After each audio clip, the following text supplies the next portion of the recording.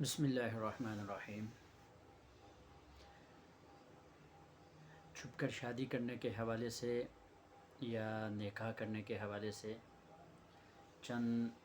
دوست احباب نے پوچھا ہے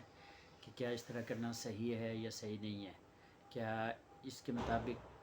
اسلام کیا کہتا ہے اور پاکستان کا آئین اور قانون کیا کہتا ہے۔ تو یاد رکھیں، اگر کوئی چھپ کر نکاح کرتا ہے، شادی کرتا ہے، تو نکاح تو ہو جاتا ہے، لیکن حدیث کے اندر آتا ہے کہ اپنے نکاح کو اعلانیہ طور پر کرو، اگرچہ وہ دف کے ساتھ ہی کیوں نہ ہو۔ اس میں ایک چیز انسان بدگمانی سے بھی بچ جاتا ہے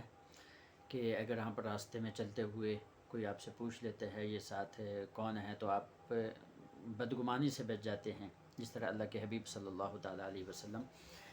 اپنی زوجہ محترمہ کے ساتھ جا رہے تھے،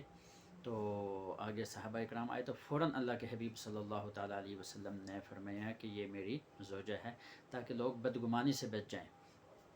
تو بدگمانی سے بچنے کے لیے یہ ضروری ہے کہ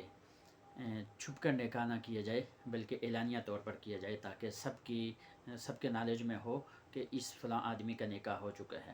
اگر کوئی چھپ کر کرتا ہے تو نکاح اس کا ہو جائے گا۔ پاکستان کا آئین اور قانون یہ کہتا ہے کہ جب نکاح ہو جائے تو اس کو رجسٹر کروایا جائے، چپکے سے نہ ہو، رجسٹر ہو، یونین کونسل کے اندر اس کا اندراج کروایا جائے، تاکہ معلوم ہو جائے کہ یہ آدمی شادی شدہ ہے یا یہ آدمی شادی شدہ نہیں ہے۔ بسا اوقات ایسا بھی ہوتا ہے کہ جب انسان کو خطرہ لاحق ہو کہ میں زنا کے اندر مبتلا ہو جاؤں گا، اور اس کے گھر والے یا اس کے رشتہ دار یا سوسائٹی والے اس کو نکاح نہ کرنے دے رہے ہوں، یا کسی وجہ سے وہ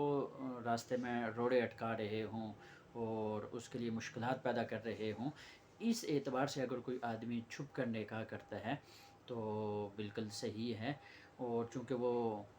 زنا سے بچنے کے لیے اور گناہ سے بچنے کے لیے وہ اگر چھپ کر اس طرح نکاح کر رہا ہے تو اس میں کوئی حرج نہیں ہے۔ اور دوسری بات یہ ہے کہ بسا اوقات ایسا بھی ہوتا ہے